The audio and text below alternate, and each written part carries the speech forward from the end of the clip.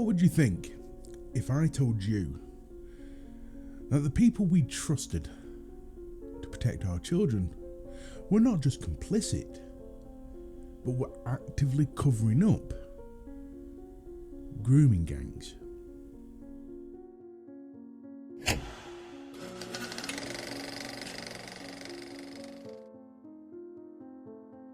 It sounds absolutely absurd, doesn't it? But it's not without precedent. Take Ivor Kaplan, for example, an ex-defence minister no less, forced out of office under veil of secrecy, only to later be caught grooming a 15-year-old boy. Now, whistleblower Raja Miah is exposing even darker truths Labour desperately wants to keep hidden. This is a story of corruption, cover-ups and betrayal, one that reveals one of the greatest atrocities committed against the British people in modern history. Stick around, folks, you won't believe what's being uncovered.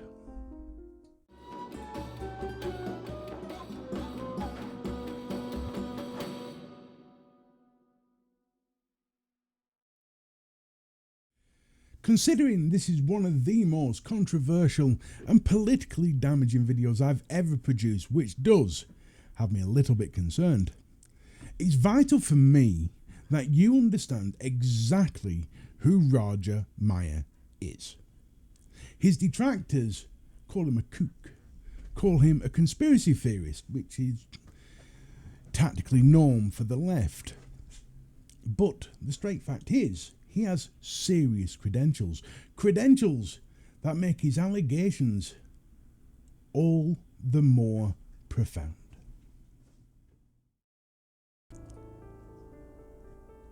Raja Miah has become a name synonymous with exposing uncomfortable truths that those in power would much rather keep buried. But before stepping into the role of a whistleblower, Raja was a trusted and highly respected figure, working with some of the UK's most critical anti-terrorism and anti-extremism organisations.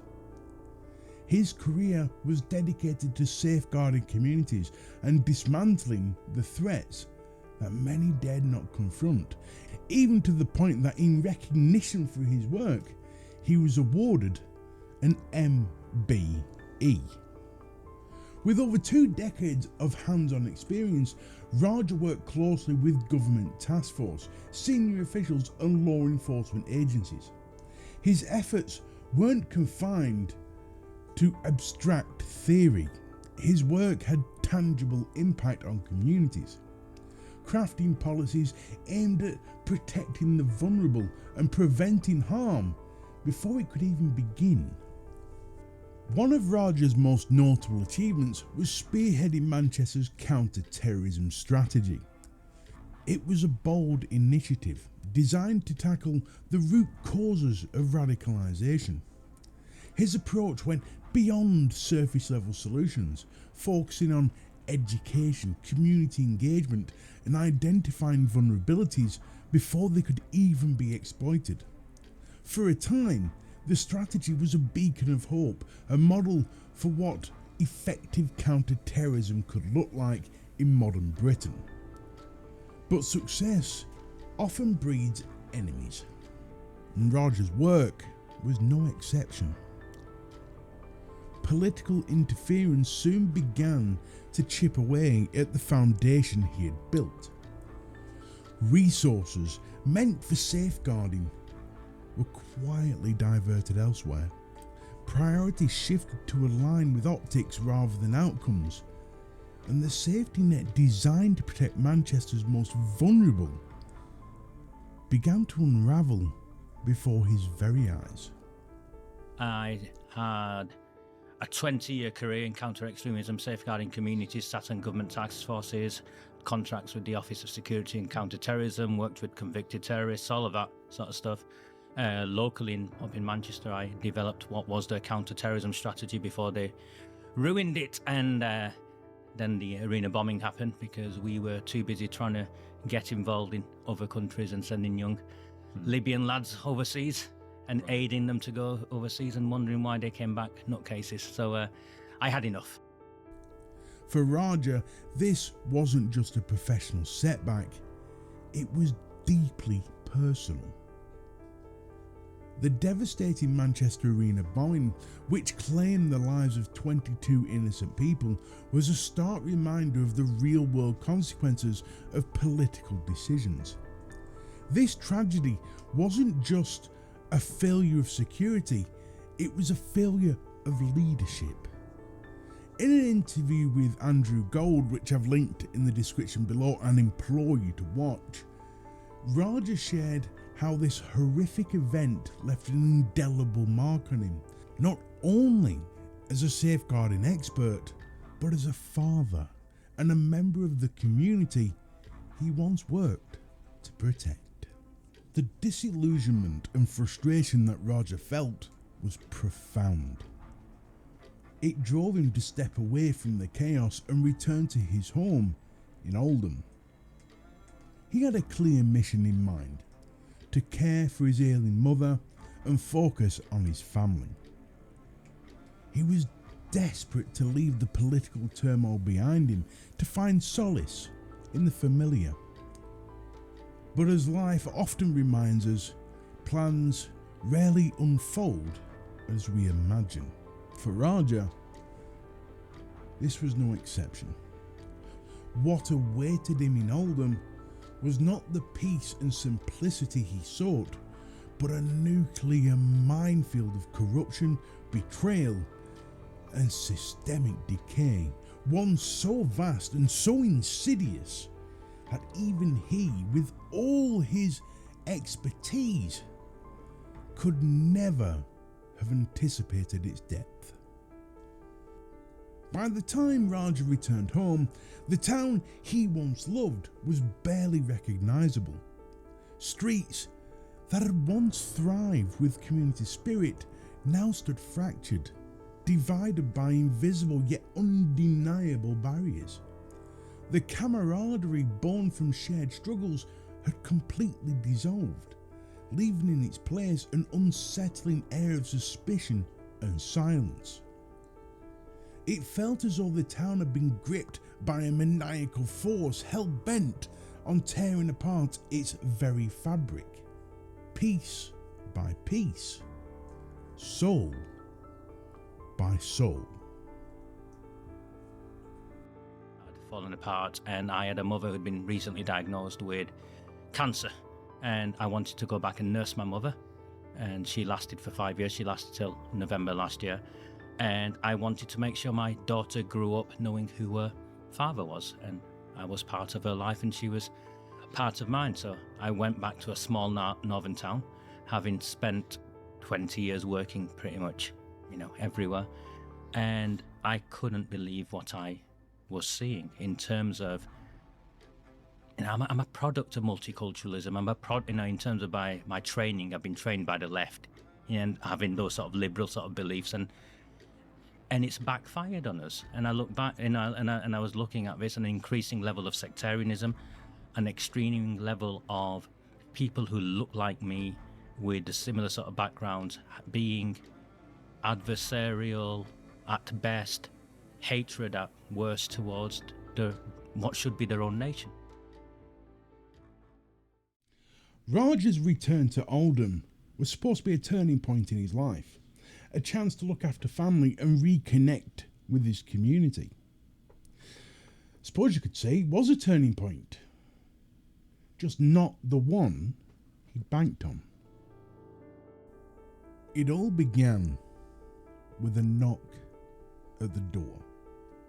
A mother from Raja's community stood before him, her hands trembling, her voice shaking with desperation. She wasn't there to gossip or speculate, as she was carrying a horrifying truth. The chairman of the local mosque, a man revered and trusted by many, was a convicted sex offender. Not only was he a community leader, but he was deeply embedded in the town's power structure. The betrayal that Raja felt was staggering. At first, Raja couldn't believe it. How could someone with such a damning past rise to a position of authority? Safeguarding laws, DBS checks, and community oversight should have acted as barriers, protecting the vulnerable from precisely this kind of danger. But as Raja dug deeper, he uncovered a grim reality.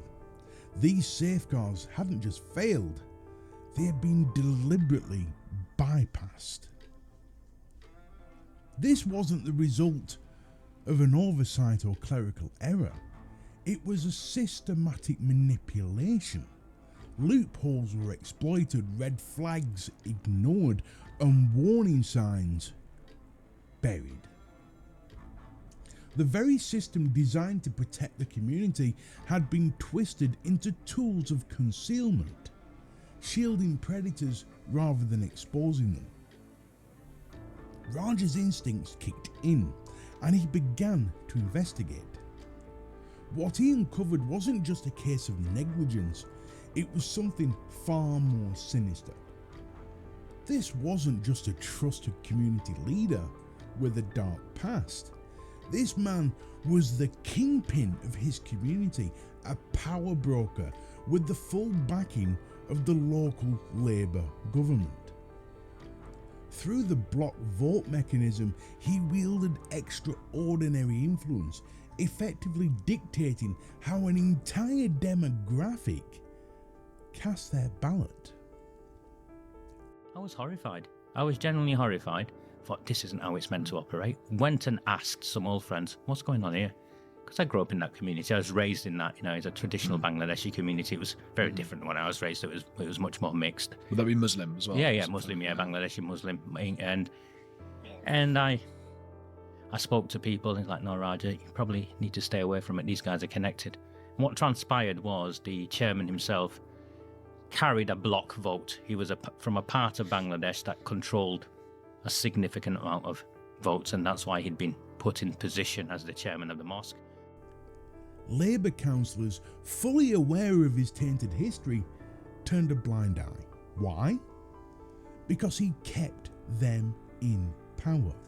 Delivering votes en masse ensured Labour's dominance in local elections, creating a mutually beneficial relationship built on corruption and convenience. This wasn't a lapse in judgment, it was a calculated pact. The extent of Labour's complicity was extraordinary. Take the mosque loan scandal, for example. The Labour-led council provided the mosque with an 18-year interest-free loan, a deal so secretive that repayments only began after Raja's relentless freedom of information requests. There were Labour Party members, there were Labour Party councillors on there. I went digging around. It then transpired, forced out of the council. They lied first on the freedom of information, and we already had the information from somewhere else, caught them out, sent them back. Oh yeah, we made a mistake. The lie was that they'd secretly funded the mosque. So they used public funds to fund the mosque. Wow. Yeah, 100% fund, in terms of they loaned the mosque the money.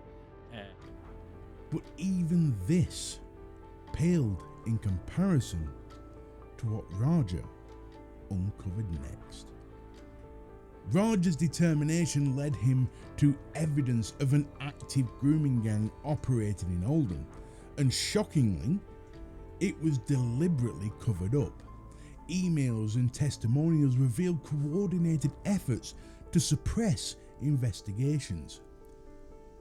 Labour councillors at that time, including one who now serves as Secretary of State, delayed reports, blocked inquiries, and justified their inaction by claiming they were preserving community relations. As insidious as this was, what Raja discovered next was beyond comprehension. The council had exploited the funeral of Lee Rigby. a soldier brutally murdered by jihadists as a smokescreen to bury the grooming gang crisis. A national tragedy. The death of a hero who paid the ultimate price for his country was weaponized to protect political allies and shield predators from scrutiny. So Kevin Fitzpatrick and Jim McMahon, because it's addressed to Jim McMahon and some other senior members of the council copied in the email. And what that essentially was an agreement between both of them to cover up that a grooming gang was operating in Oldham because it would cause issues in community relations. And they used the funeral of Lee Rigby, the soldier that these jihadists had beheaded, as an excuse, because Lee Rigby was from a neighbouring town near Rochdale. So they used that as an excuse, and you can see it's in black and white. There's no ambiguity in that. They conspired with each other to keep news of grooming gangs hidden, operating in the town. This man was the leader of the council. He's now a Secretary of State. No ambiguity whatsoever. The Labour Party in the recent elections, I ran in the elections as an independent, where I ran as an independent for a number of reasons, but one was to raise awareness of this issue. We crowdfunded our campaign. We put through every house in the constituency, leaflet after leaflet of what had gone on and why we'd been campaigning. The Labour Party wrote to me threatening to sue me. I responded to them with, I'll see you at the High Court, bring it on. Nothing. Because you've got the Absolutely. I did a career where I worked at a high enough level in government. Let that sink in. According to Raja Miah's testimony, the death of a British hero, a soldier who dedicated his life to protecting this country, was used to hide reports of the exploitation and suffering of innocent children. This wasn't just negligence, it was a betrayal of the highest order. It was a betrayal on the most unforgivable scale.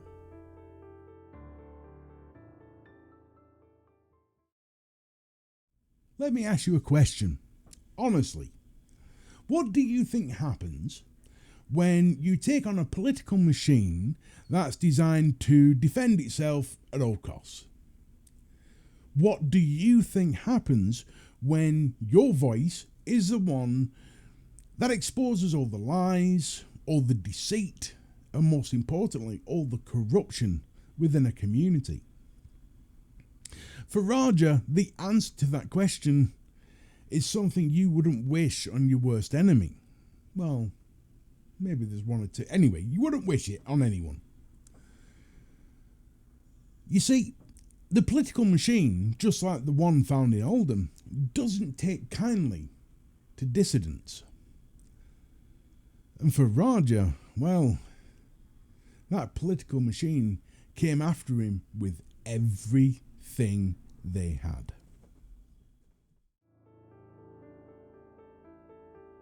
Raja's revelations didn't just challenge the status quo, they threatened to dismantle it piece by piece, exposing the dark underbelly of a system desperate to protect itself. It was like watching a determined protagonist dismantle a villain's intricate web of deceit. But villains never go quietly, and those Raja exposed were no exception. What followed was a relentless campaign, a calculated attempt to destroy his credibility, his reputation, and his resolve. Their tactics weren't about addressing the issue he raised. Instead, they were designed to silence him, using smear campaigns, covert intimidation, and quite frankly, dirty tactics to shield themselves from scrutiny. One of the most egregious examples came from Labour MP Debbie Abrahams. A senior figure in the party Abraham should have embodied integrity and justice. Instead, she reportedly became a key player in a disturbing attempt to silence Raja and protect the system he was working to expose. According to allegations, Abraham's doctored correspondence between herself and Raja, twisting his words to create a false narrative. The altered messages painted him as unhinged and dangerous, a man so volatile that police intervention was not just necessary, but inevitable. Armed with this fabricated evidence, Abrahams approached authorities, seeking to have Raja prosecuted. It wasn't just a political maneuver, it was a personal attack designed to discredit and destroy him. But her plan backfired in spectacular fashion. Debbie Abrams may have thought she was dealing with an ordinary citizen, someone who could be intimidated into silence. What she failed to realise was Raja's decades of experience had taught him to document everything meticulously. He had retained the original, unaltered correspondence, and when the doctored version was presented to the authorities, Raja and his legal team struck back. They exposed the fabrication for what it was, a deliberate and malicious attempt to ruin his reputation. Sent a fast-track charging decision to the CPS to have me put on remand so I can't go out campaigning. Bloody hell. Yeah, you've been described as a dangerous man as well. I am, yeah. Who described you as that? The first one was Debbie Abrahams, the MP. She doctored a whole host of correspondence between me and her online, went to the police, trying to have me prosecuted. I keep the receipts. My lawyer just brought out the actual real correspondence. And if you've chopped bits out all over the place and tried to make it look like something else, it doesn't work. So she called me a dangerous man. What, a dangerous man because I'm not stupid? The fallout wasn't just humiliating for Abrahams, it revealed the lengths to which those in power were willing to go to protect themselves. Her actions weren't isolated. They were systematic of a culture within the Labour Party at the time, and a culture that is still prevalent today.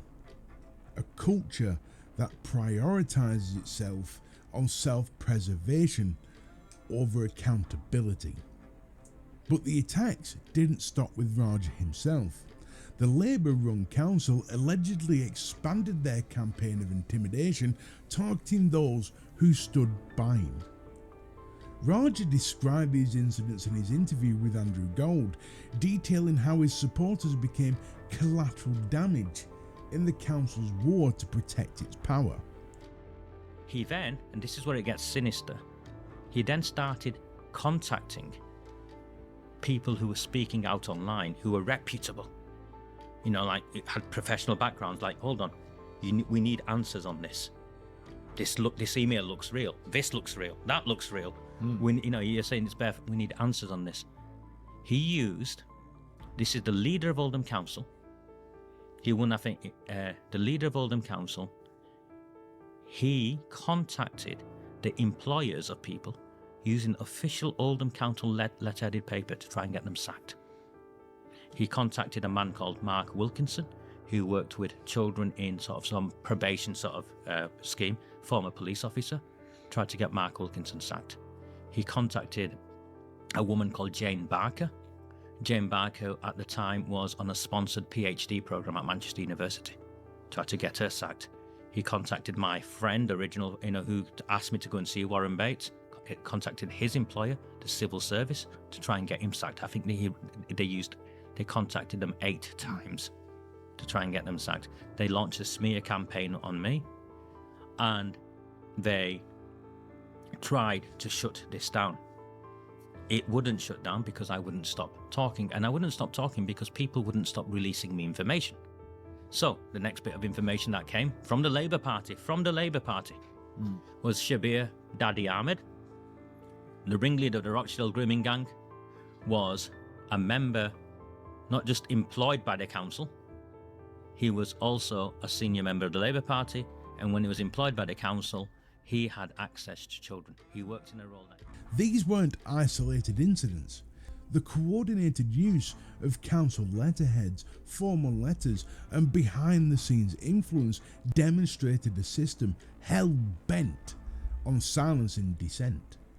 This wasn't just intimidation, it was systemic bullying, weaponized to send a clear message. Loyalty to Raja Miah comes at a price. But what Labour Council underestimated was the unyielding strength of those who stood by Raja. Their refusal to back down wasn't just an act of solidarity, it was a defiant stand for justice. These individuals understood the gravity of their choice.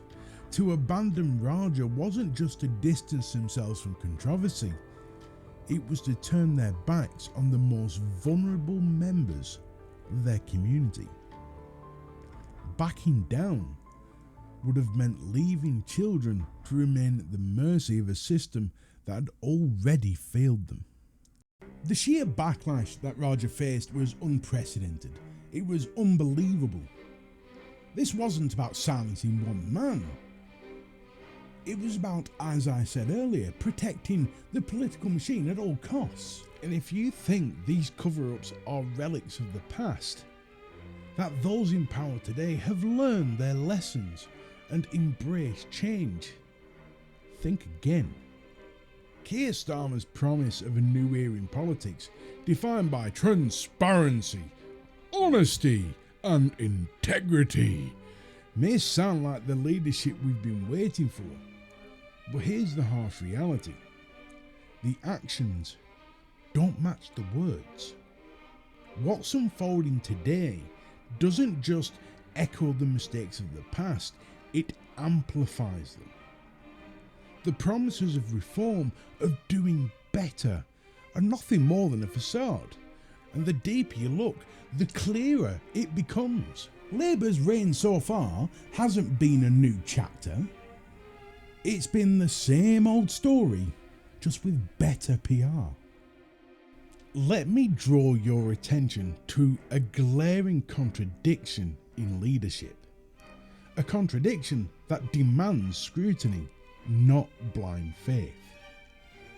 Keir Starmer, the man presenting himself as the face of British integrity.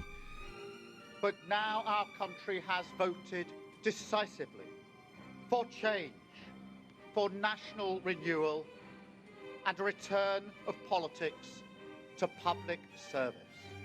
Reportedly instructed Labour MPs to vote against a national inquiry into grooming gangs. Just pause and reflect on that for a second. A leader who champions transparency and justice refused to confront one of the most egregious crimes in modern Britain. Only after widespread public backlash did Yvette Cooper announce a token mini-inquiry. But let's not mince words here, this was no genuine pursuit of justice. Experts, victims and activists alike dismissed it as a farce, a shallow attempt to pacify outrage, while carefully avoiding scrutiny of Labour's block voting agreement. And then of course, there's Mr. Sadiq Khan, Mr. OBE himself, the Mayor of London. When pressed before a committee about grooming gangs operating in the capital, Khan didn't just sidestep the question, no, he claimed ignorance. So are you saying we haven't got the same sort of gangs that are in Rotherham, Bradford and lots of other places in the country? Just for your misunderstanding, what does she mean by that? You know full well what I mean by that. It's all over the television. You know exactly what I mean by that. These gangs of people that are grooming young girls for sex. Do we actually have those in London? Today we need to give a full answer. Can she be clear what she means by that? I'm not clear what she means. How much clearer do you want me to be? Look at the gangs that they've uncovered in other parts of the country. do we have those gangs in London? It's a simple question. The answer is very simple. It's yes or no. I'm not asking you where those gangs are because the police might not want them to be disclosed. I'm asking you, do we have those sort of gangs in London? I'm not sure why she's so nervous to say what she means. What do you mean? No. I am saying exactly what I mean. I'm saying, have we got any of those grooming gangs in London? I'm unclear, Chair, what is meant by the question. If she could spell it out, I can answer. I've just spelt it out. Are you not listening? It's the sort of gangs that groom young girls at a young age for sex. Exactly how much clearer do you want me to be? Imagine that. A leader of one of the most influential cities on this planet, responsible for safeguarding over 8 million residents, claiming ignorance about one of the most notorious criminal crises. Critics argue this wasn't politically naive, it was a calculated evasion. This alleged evasion isn't an isolated misstep. Critics have long highlighted Khan's reluctance to address issues that could jeopardise political alliances or alienate certain voter demographics. During his 2016 mayoral campaign, reports surfaced of him sharing a platform with known Islamic extremists, individuals with hateful and misogynistic views. While Khan claimed his presence was about fostering dialogue, the association sparked widespread concern about his judgment and priorities. This history casts a long shadow over his response to grooming gangs, reinforcing a troubling pattern: political calculations over public safety. But Khan is far from the only figure within Labour's ranks facing scrutiny over disturbing associations or cover-ups. Ivor Kaplan, a former Labour MP and government minister, was recently arrested for grooming a 15-year-old boy online. Kaplan wasn't just any MP. He served as a junior defence minister under Tony Blair, wielding significant influence and access. For years, he was presented as a figure of authority and trust, yet behind the carefully curated facade lay allegations that Labour refused to share with the public.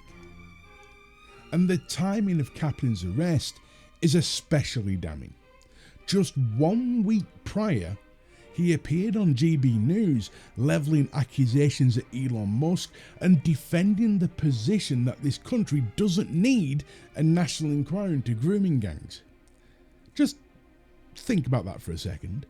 A man caught in the act of grooming a child online, publicly arguing against measures that could have exposed predators like him. It wasn't just hypocrisy, it was theatre, designed to deflect scrutiny while perpetuating a system that shields abusers. Kaplan's career ended abruptly in 2005 when he announced he wouldn't seek re-election, a decision cloaked in mystery. No formal allegations were discussed and Labour refused to provide clarity. But refusing to investigate or acknowledge these suspicions, Labour gave Kaplan the cover he needed to walk away unscathed, free to re-offend years later. And Kaplan's case isn't unique. Paul Clark, another former Labour MP, was recently jailed for possessing thousands of images of child abuse. These aren't just individual failings, they point to a systemic issue within Labour's culture, where protecting reputations takes precedence over safeguarding communities. The implications of these cases are damning. Kaplan's GB News appearance exemplifies the arrogance of Labour's leadership, where those in power feel untouchable even as they undermine efforts to protect the vulnerable. It's a grim reminder of a deeply broken system where predators don't just exist, they thrive, shielded by those meant to protect the public. And with figures like Keir Starmer promising a new era of integrity and honesty, cases like Kaplan's reveal the truth. Labour's leadership isn't rewriting the script, they're amplifying the failures of the past, and the cost of their inaction continues to be paid by the most vulnerable among us. When researching this video, it was important to me, not just as a creator, but as someone who puts a lot of value in finding out the truth, to go beyond the echo chamber and find out exactly what Raja looks like from the other side of the fence. I wanted to see who his most vocal detractors were, what they had to say about him. Were their comments valid? Or is it just noise? To my surprise, much of the backlash against Raja boils down to name calling. Labels like conspiracy theorist, grifter and agitator repeated endlessly without supporting evidence. But amidst the buzzwords, there were a handful of claims serious enough to warrant deeper scrutiny. One of the most prominent accusations against Raja Miah stems from a harassment charge brought by Gail Granger, a local solicitor. The charge painted him as a dangerous individual, allegedly targeting his critics.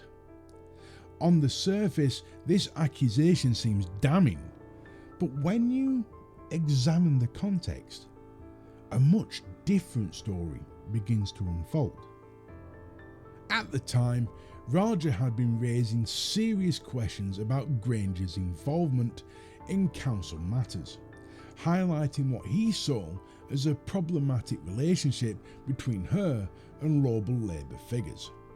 This wasn't a baseless personal attack, it was part of his broader campaign to expose alleged corruption within the council. Granger responded by filing harassment charges, framing herself as a victim.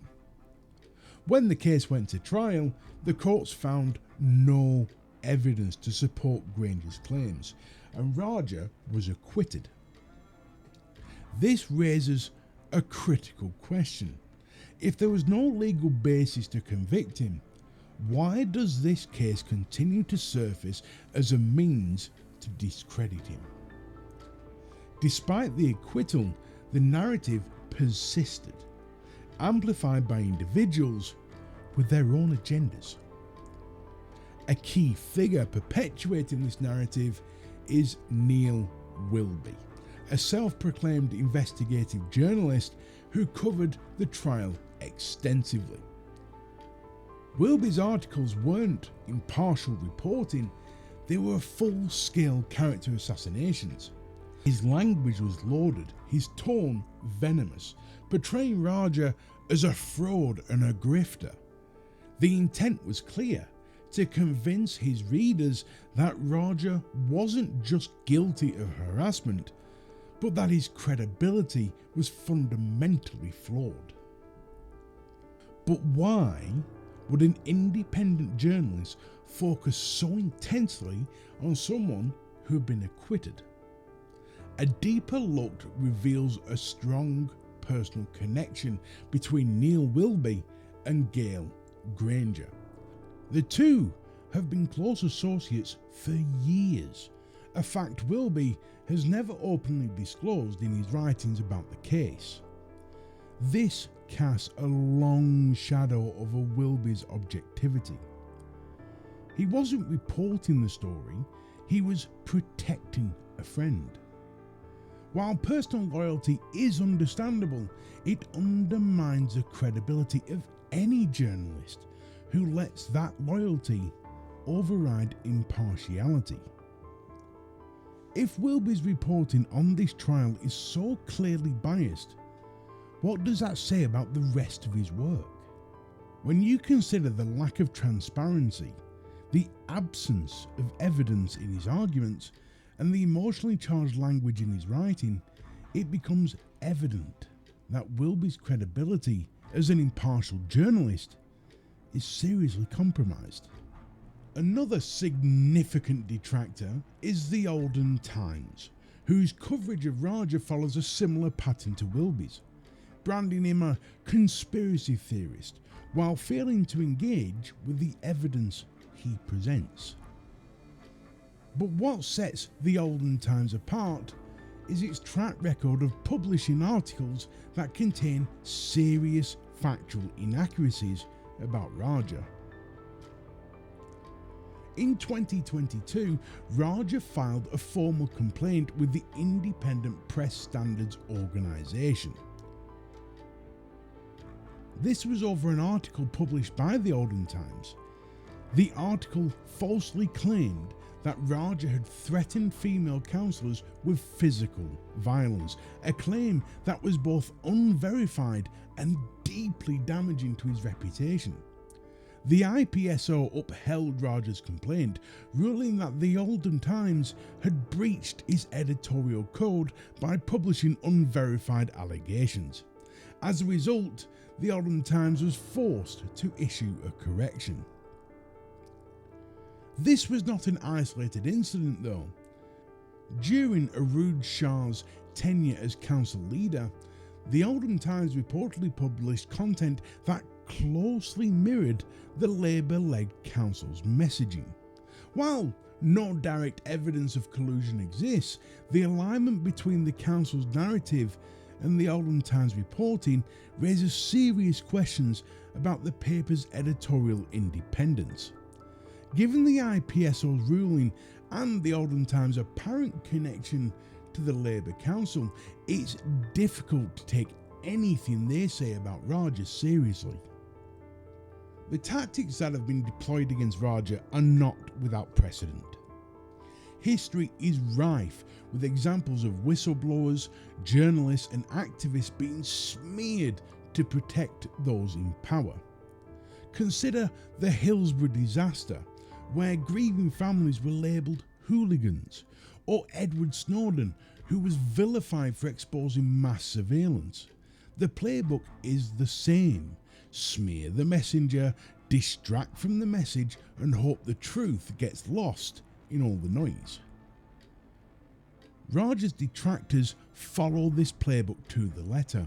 They use labels like grifter and conspiracy theorist to discredit him, while avoiding meaningful engagement with the evidence he presents.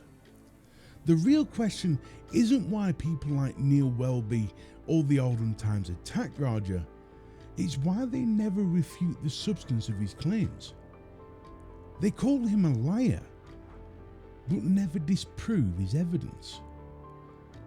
They label him a conspiracist, but avoid addressing the facts he raises, and that, to me, speaks volumes. I have to admit, this has been one of the hardest videos I've ever had to make. I've had to walk away from the scripting process more than once because, quite frankly, my blood was boiling. I even gave myself 48 hours after completing the script just to make sure I wasn't emotionally compromised so it doesn't affect my objectivity. I feel that I owe it to you and the victims to say the truth as I see it, clearly and fairly.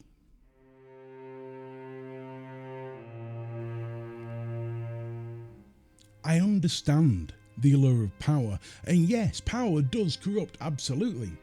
But I just cannot wrap my head around the kind of moral bankruptcy it takes to not only accept that the cost of your power and control is the suffering of innocent children. Children violated physically and emotionally in ways that are unimaginable to most. their lives forever scarred, their trust in humanity shattered. And yet, when someone like Raja Miah speaks out, someone brave enough to try and expose the truth, they're vilified. They're branded as racist, Islamophobes, agitators, not just by the powerful, but by the people manipulated into believing their lies. Lies like the one underpinning the policy to ban the term Islamic grooming gangs. Let's be clear, this isn't about avoiding prejudice, it's about controlling the narrative. We started our progress down this road of the child sexual abuse. Now, I'd like to ask the leader of the council, Councillor Shah, if you will confirm whether you would support the following. You've covered quite a bit of the area, but this is more specific. It's quite short. Will she support our call for a national inquiry, which we've always called for, in the Pakistani heritage rape gangs who have groomed children, not just in Oldham, but in the whole of the UK? Will she confirm the timeline? Mr Deputy Mayor, Mr Deputy Mayor, Mr Deputy Mayor, I think... Councillor Byrne, could I, Mr Councillor... Councillor Shah, can you sit down 1 minute? Councillor Byrne, I think specifically saying what you've just said was not... Can I just carry on with... Councillor Quigg, do not interrupt me again, please. Thank you. Councillor Quigg, be silent. Thank you. Can she confirm that the timeline for the local inquiry into the historic cases...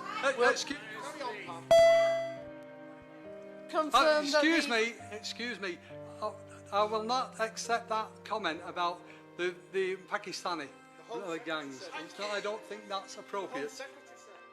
These grooming gangs in Rotherham, for example, that were abusing young white girls, the offenders in that case were primarily men of Pakistani origin, but who the authorities were reluctant to prosecute because somehow they felt that this would be bad for the community rights. Let's be clear. This isn't about avoiding prejudice. It's about controlling the narrative.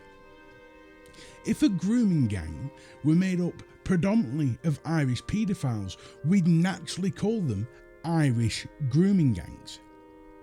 It's not a slur, it's a factual description, one that precisely identifies the group's composition and highlights the need for targeted intervention. To frame such a term as inherently offensive doesn't protect the vulnerable communities. It shields the guilty and obscures the truth. It shows how far Keir Starmer and his Labour leadership are willing to go to safeguard their bloc voting allegiances, in my opinion.